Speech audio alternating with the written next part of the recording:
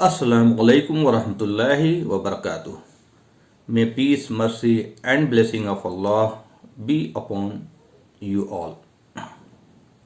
एक सवाल जो अक्सर मेरे वीडियो में भी कमेंट्स में आते हैं और अभी मैं सफ़र के दौरान था तो उस वक्त भी किसी ने पूछा, वो अक्सर ये कहते हैं कि भाई आप अल्लाह को ईश्वर से कंपेयर मत करो। अल्लाह अलग है, ईश्वर अलग है, अल्लाह की प्रॉपर्टीज़ अलग है, ईश्वर की प्रॉपर्टीज़ अलग है, ईश्वर में ये खासियत है, अल्लाह में ये खासियत नहीं। इस तरह की बातें अक्सर लोग जो हैं करते हैं।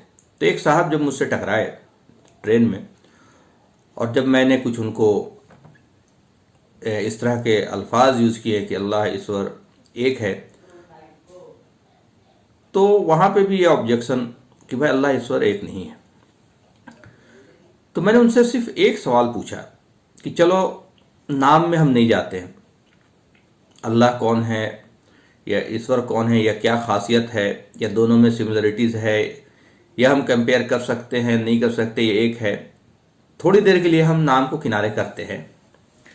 क्या आप मानते हैं कि इस कायनात का मालिक, अभी हम मालिक बात करते हैं, कि इस कायनात का मालिक, इस ब्रह्मांड का मालिक एक ही है, भगवान एक ही है? तो बोला हाँ वो तो एक ही है। बोले भाई ये तो फिर बड़ा एक इलॉजिकल बात होगी कि आप कह रहे भगवान एक ही है, ईश्वर एक ही है, मैं भी कह रहा हूँ अल्लाह एक ही है, तो आप भी मान रहे हो कि सारे कायनात का, सारे ब्रह्मांड का एक ही मालिक है, और मैं भी कह रहा हूँ कि सारे कायनात का, सारे ब्रह्मांड का एक ही मालिक है। तो अब सवाल ये उठता है कि फिर नाम में क्या रखा है? फिर हम उसको अगर अल्लाह बोले और उसको आप ईश्वर बोलो, और अगर हम एक ही को मान रहे कि एक ही है, तो फिर तो एक ही का नाम होगा ना। दो अलग अलग के नाम कैसे हो जाएंगे? अगर ये आप यकीन करते हो कि एक है और मैं भी कहता हूं कि एक है, तो फिर तो एक ही हुआ वो। फिर हम नाम को हटा दें, मालिक मान लिया कहते हैं। अब सवाल ये उठता है कि अगर पक्का हमें यकीन है कि मालिक एक है, और इस बात का सबूत ये है कि अगर हमारे और आपके मालिक, अलग अलग धर्मों के मालिक, अलग अलग कंट्रीज के मालिक अलग अलग होते, तो लोगों का डिज़ाइन अलग अलग होता। ये मैं अपने पहले वीडियो में भी बताया। दो ही हाथ, दो ही पैर, दो ही आँख, एक ही नाक, दो ही जगह कान, एक ही सर।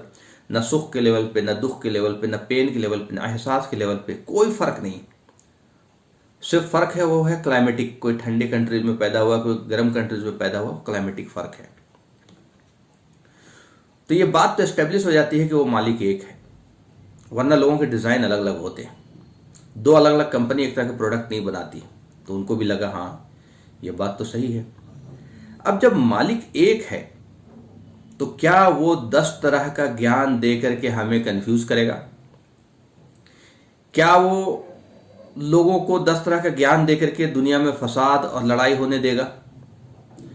किसी को कहेगा कि मेरी डायरेक्ट बंदगी करो, किसी को कहेगा कि मेरी क्रिएशन की बंदगी करो, किसी को कहेगा कि सूरज चांद की बंदगी करो, किसी को कहेगा कि इंसान की बंदगी करो, किसी को, मतलब ये 10 तरह की बातें बता करके क्या वो मालिक, चाहे हम जिस नाम से पुकारे, ईश्वर, अल्लाह, जो भी है वो एक ही है अगर, तो क्या हमें वो 10 तरह का ज्ञान देकर के कंफ्यूज करेगा? तो वो शख्स थोड़ा हैरान हुआ, बोला नहीं ऐसा तो नहीं होना चाहिए। हम बोले हकीकतन यही बात है, ऐसा नहीं है। वो मालिक हमें कंफ्यूज नहीं करता, न करेगा। एक माँ अपने 2 बच्चे को 2 ज्ञान नहीं देती। अगर 2 बेटा है, एक को बेटा को कहेगी बेटा तू आईपीएस बन जा, और एक बेटा को कहेगी चोर बन जा, तो बच्चे कहेंगे यार मेरी माँ कैसी माँ, एक को तो कहती है आईपीएस बनो, एक को कहती है चोर बन जाओ। एक बाप अपने 2 बच्चों को 2 तरह का ज्ञान नहीं देता, तो वो मालिक हमें 10 तरह का ज्ञान नहीं देगा। वो ज्ञान एक है, और वो ज्ञान हम सब के लिए बहुत अहमियत के हामिल है कि हम सबको पता होना चाहिए कि मालिक का ज्ञान क्या है। और जो सबसे अहम बात है कि हमें इस बात का ज्ञान होना चाहिए कि मालिक कौन है, उसका डेफिनेशन क्या है, और मालिक ने हमें क्यों पैदा किया, पैदा करने के पीछे मकसद क्या है, फिर अगर पैदा किया तो यहीं क्यों नहीं छोड़ देता, ये मृत्यु क्या है, फिर मृत्यु के बाद हमें अपने तरफ जो लौटा रहा है फिर वहाँ क्या होगा, फिर ये स्वर्ग और नर्क का क्या मामला है, क्या हकीकतन स्वर्ग और नर्क का मामला होने वाला है। ये है असल ज्ञान और ये है बेसिक ज्ञान, ये है मूल ज्ञान जो किसी भी ग्रंथ में, जो भी आसमानी ग्रंथ होंगे, किसी भी ग्रंथ में बदल नहीं सकता। आप कुरान में जाएं, वहाँ भी एक मालिक का तस्वूर है। कुरान में कहा गया है कि हमने पैदा ही किया इंसान और जिन्नात को अपनी बंदगी के लिए, अपनी इताअत के लिए, अपनी फरमाबरदारी के लिए, अपनी आज्ञाकारी के लिए, और तुम्हें लौट कर हमारे पास आना है और तुम्हारे कर्मों का हिसाब होगा। जो लोग मुझ में यकीन रखते थे, मुझे मान करके ज़िंदगी गुजारते थे कि मेरा कोई रब है, कोई पालनहार है जिसने मुझे जीवन दिया है, जो मुझे मृत्यु देगा, और राइचियस डीड, अच्छे अमल करते थे और बुरे अमल से बचते थे। मालिक जिस अमल को बुरा कहता है उससे रुक जाते थे, जिस अमल को करने को कहता करते थे, सत्य बात की वसीयत करते थे, सब्र करते थे, तो उन्हीं का वहाँ बेहतरीन ठिकाना होगा। इन्हीं सब बातों को बताने के लिए उस मालिक ने हमेशा से इस धरती पे दूतों को, इंसानों में से इंसानों को चुना और उसको ज्ञान दिया, उसको दूत बनाया। हम सब पहले इंसान आदम एंड हव्वा अलैहिस्सलाम के संतान हैं, तो आपस में सारे इंसान रिश्तेदार हैं, और वो पहले दूत भी थे जिनको मालिक ने ज्ञान दिया। उसके बाद समय समय पर जब जब दुनिया में बिगाड़ आता रहा, तब तब मालिक जो है दूतों को भेजता रहा। इस धरती पे मालिक कहता है कि कोई ऐसा जगह नहीं है, कोई ऐसा नेशन नहीं है जहां हमने अपने दूत ना भेजे हों ज्ञान देने के लिए। वो ज्ञान कॉमन था। असल मेरा इस वीडियो का जो मकसद है, जो बेसिक पर्पस है, वो ये बताना है कि मालिक का ज्ञान कभी नहीं बदला। मालिक का कानून, जाहिर बात है, जब ज्ञान नहीं बदला तो मालिक का कानून भी सारी इंसानियत के लिए एक ही होगा, दो नहीं होगा। ऐसा नहीं हो सकता कि किसी के लिए तो दोज़ख और जन्नत का इंतजाम है, किसी के लिए तो 18,000 योनियों में ट्रांसफ़र होना है, किसी के लिए तो कुछ होना ही नहीं है। अगर हम मालिक पे यकीन करते हैं कि मालिक है, इस कायनात का मालिक है, इस ब्रह्मांड का मालिक है, तो उसका जो कानून होगा वो सारी इंसानियत के लिए एक होगा। और वो एक कानून का भी ज्ञान, जो कॉमन ज्ञान है कि मरने के बाद दोज़ख और जन्नत का मामला है, इसका जिक्र बाइबल में हेल एंड पैराडाइज के रूप में है, इसका जिक्र वेदों में स्वर्ग और नर्क के रूप में है। तो उस बंदे से जब मेरी बात हो रही थी तो मैं बार बार यही समझाने की कोशिश कर रहा था कि भाई, नाम में कुछ नहीं रखा। आप अगर इस बात को यकीन करते हो वो मालिक एक है, तो फिर मालिक का ज्ञान एक होगा, दो नहीं हो सकता। कानून एक होगा, और इसका जिक्र हर ग्रंथ में, चाहे आप कुरान उठा लें, चाहे आप बाइबल उठा लें, चाहे आप वेद उठा लें। कुरान में जिसे दोज़ख और जन्नत कहा गया, स्वर्ग और नर्क का कंसेप्ट वेदों में दिया गया। फिर हमने उनसे एक चीज़, बड़ी अहम इन्फॉर्मेशन है जो हर मुसलमान को जानना चाहिए, और हमें अल्लाह ताला कुरान में एक एडिशनल जिम्मेदारी दिया है पैगाम पहुंचाने का। तो हमें कुरान का पैगाम, जो बेसिक पैगाम है, फंडामेंटल पैगाम है कि अल्लाह कौन है, मैं कौन हूँ, मोहम्मद सल्लल्लाहु अलैहि वसल्लम कौन है, ज़िंदगी का मकसद क्या है, रसालत का कंसेप्ट क्या है, मरने के बाद क्या होगा, कौन लोग हैं जो दोज़ख और जन्नत में जाएंगे, ये बेसिक ज्ञान है, ये पहुँचाना हमारी जिम्मेदारी है। तो मैंने उनसे एक सवाल पूछा कि भाई, आपके यहाँ कोई इंतकाल करते हैं तो आप उनको स्वर्गवासी कहते हो? बोला हाँ। इसका क्या मतलब हुआ? इसका मतलब ये हुआ कि आप ये कह रहे हैं कि हमारे दादाजी स्वर्ग में रहने चले गए जो इंतकाल किए? बोला हाँ।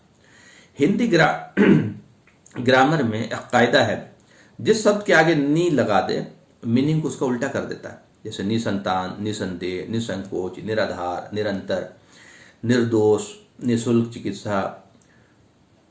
वास जब आप कह रहे हो रहने की जगह है, तो निवास का क्या मतलब हुआ? ना रहने की जगह। आप देखेंगे कि हिंदी बेल्ट में घर के बाहर निवास लिखा रहता है। तो मैंने उनसे पूछा कि भाई, इस निवास का मतलब क्या होगा? जब वास को आप रहने की जगह कह रहे हो तो निवास का मतलब भी तो रहने की जगह नहीं होगा ना। निवास का मतलब होगा ना रहने की जगह। तो फिर घर के बाहर क्यों लिखा? तो बड़ा चौंके वो। बोले यार, इस पर तो मेरा कभी ध्यान ही नहीं गया। मतलब आपने कभी सोचा कि हम घर के बाहर क्यों लिखते निवास? जिन्होंने भी ये प्रथा शुरू की, उन्होंने गलत शुरू नहीं की। उन्होंने इसलिए ये प्रथा शुरू की कि उनको सत्य का ज्ञान था, ताकि निवास से जब भी मैं घर आऊं या घर से बाहर जाऊं, ये निवास देख करके मुझे रिमेंबर हो जाए, याद हो जाए, स्मरण हो जाए कि ये हमेशा रहने की जगह नहीं है, ये मेरा कर्म भूमि है। तो अगर मैं यकीन करूंगा एक मालिक पे कि मेरा मालिक है जिसने मुझे पैदा किया, मतलब मैं नास्तिक नहीं हूँ, मैं आस्तिक हूँ, एक मालिक है जिसमें मैं यकीन करता हूँ, वो मालिक अकेला है, वो मालिक बेनियाज है, आत्मनिर्भर है, वो मालिक अजन्मा है, मतलब इंसान नहीं है, जीवन मृत्यु से परे है और उसके जैसा ही कोई नहीं। उस मालिक को न नींद आती है न ऊँघ आती है, अल्लाह ही वो जिंदा है, तो वो है असल मालिक। तो ये जो निवास लिखा है, तो निवास का मुराद यही है कि हमेशा मुझे ये याद दिलाएगा कि भाई ये मेरा रहने की जगह नहीं, ये मेरा कर्म भूमि है। और कर्म भूमि का मतलब है कि मालिक में आस्था और अच्छे कर्म सत्य बात की वजह से तो मेरा वास जो है वो स्वर्ग होगा। इसी बात को लेकर के सारे दूत आए। किसी ने अपनी तरफ से कोई नहीं कहा कि मैं खुदा हूं या मैं मालिक हूं या मैं इस कायनात का, कोई कह ही नहीं सकते, क्योंकि जो भी दूत हैं वो इंसान थे, उनको जीवन दिया गया और मृत्यु आ गई। ये इंसान की पहचान है।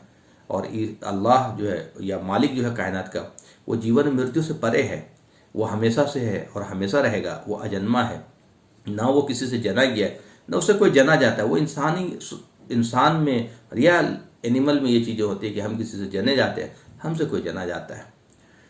तो ये बात जब मैंने उनको समझाया तो काफ़ी इम्प्रेस हुए वो, और उन्होंने बोला कि हाँ ये तो बड़ी गौर व फिक्र करने वाली बात है, हमें सोचना चाहिए।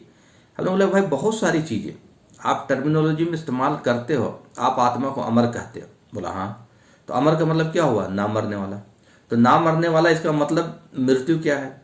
मृत्यु हुआ आत्मा का शरीर से निकलने का नाम। तो जब आत्मा शरीर से निकल गया तो अब शरीर बेकार हुआ ना, जिस्म बेकार हुआ, चाहे इसे दफनाया जा रहा है या जलाया जा रहा है, लेकिन जो चीज़ मरा नहीं उसका तो कुछ होगा। बोला हाँ ये बात तो सही है, उसका कुछ होगा। और आप कहते हो पुनर्जन्म, पुनर का मतलब होता है दोबारा। हाईवे पे लिखा रहता है पुनः पधारे, मतलब दोबारा पधारे। तो दोबारा जन्म मतलब इन सारी आत्माओं को जिस दिन मालिक क्यामत लाएगा, प्रलय लाएगा, इस धरती को खत्म कर देगा, उसके बाद दोबारा उन आत्माओं को हूबहू शरीर में लौटाएगा। ये है पुनर्जन्म का कंसेप्ट। इसको कुरान भी तस्दीक करता है। कुरान में है कि तुम्हारे दोबारा जिंदगी दूंगा, क़यामत के दिन तुम्हें दोबारा उठाऊंगा, तुम्हारे कर्मों का हिसाब लूंगा। ये चीज़ बाइबल में भी है। और पुनर्जन्म जब आप बोल रहे हो तो ये एस्टेब्लिश हो जाता है कि ये चीज़ वेद में भी है। तो ये बड़ी लॉजिकल है। देखिए हर तरह के इंसान दुनिया में रहेंगे, मानने वाले, ना मानने वाले, नास्तिक, आस्तिक, और दुनिया में हमेशा से हर तरह का फसाद, झगड़ा, सब कुछ होता रहेगा। लेकिन इंसान होने के नाते क्या हमारे ऊपर ये फ़र्ज़ नहीं बनता कि थोड़ी देर के लिए सोचें, गौर फिक्र करें, अपने ऊपर गौर करें कि भाई मैं कौन हूँ, कहाँ से आया हूँ, वो मालिक कौन है, वो क्या चाहता है, किस लिए पैदा किया, और उसका मकसद क्या है, क्या हम उस मकसद को फुलफ़िल कर रहे हैं या नहीं कर रहे हैं। क्योंकि अगर ये बाद में पता चला, मरने के बाद, तब तक बहुत लेट हो चुका होगा और फिर पछताने के अलावा कुछ नहीं होगा। और अगर हमें अभी पता लग गया तो हम अपनी ज़िंदगी को संवार सकते हैं, उस परमेश्वर के आज्ञाकारी बन सकते हैं। वो मालिक हमसे क्या चाहता है वो जान करके हम अपना जीवन व्यापन कर सकते हैं। तो ये बहुत ही खूबसूरत चीज़ है धर्म। धर्म को लोगों ने बिगाड़ा है। धर्म को लोगों ने इस तरह से बिगाड़ा है कि लोगों को नफरत हो गई। बहुत सारे लोग आज नास्तिक होते जा रहे हैं, क्योंकि धर्म के नाम पे लोगों ने कर्म कांड, ठगी, बहुत कुछ किया है और एक दूसरे से फसाद, लड़ाई झगड़ा सब कुछ किया। लेकिन एक्चुअल धर्म क्या है इसको नहीं समझा। मेरी एक किताब है जिसका मैं लिंक आपको दूंगा, धार्मिक परिचय, आप उसको डाउनलोड कर सकते हैं। और उसमें बहुत ही बेसिक बातें धर्म को डिफाइन करने की कोशिश की गई, इस्लाम को नहीं बल्कि धर्म को, ताकि इंसान समझ सके कि मैं कहाँ स्टैंड करता हूँ, कि धर्म है क्या। धर्म है यकीन करना कि मेरा कोई मालिक है और उसी के आज्ञाकारी बनना है। और इसी संदेश को लेकर के दूत आते थे, तो दूत के आज्ञाकारी बनते हैं ताकि हम इस अल्लाह के आज्ञाकारी बन जाए। तो यही असल धर्म है। और धर्म बहुत खूबसूरत है। एक बार जो लोग, चाहे उनके जहन में नास्तिकता हो, एथीस्ट हो या नहीं यकीन करते हों, फिर भी एक बार धर्म को जानना चाहिए और मालिक से दुआ करना चाहिए, क्योंकि जिसने पैदा किया है वो हर इंसान के करीब है, उसका कनेक्शन हर इंसान के साथ है। बल्कि कुरान में आता है कि मैं तुम्हारा इतना करीब हूँ जितना गर्दन का नस। कोई ज़रूरी नहीं कि मेरी बात से आप इम्प्रेस हों या मेरी बात को आप माने, लेकिन अगर जरा सा भी आपको धर्म जानना है या आपको जीवन का उद्देश्य जानना है या आप जरा सा भी इससे कंसर्न है, तो आप मन ही मन में जब भी मौका मिले दुआ करें मालिक से, ए मालिक तू तो मुझे जानता है, मुझे सत्य का ज्ञान दे, वो ज्ञान दे जिससे मैं आपको पहचान सकूं, वो ज्ञान दे जिससे मैं अपनी ज़िंदगी का मकसद को जान सकूं। तो मालिक आपको कभी भी गलत ज्ञान की तरफ नहीं ले जाएगा, क्योंकि मालिक हक की तरफ चाहता है कि सारी इंसानियत हक की तरफ आए, सच्चाई की तरफ आए और हक जाने। तो मालिक आपको और हम सबको, अगर जो भी सच्चे मन से मालिक को याद करेगा, उसे ज़रूर हिदायत देगा। आखिर दावाना अल्हम्दुलिल्लाहि रब्बिल आलमीन।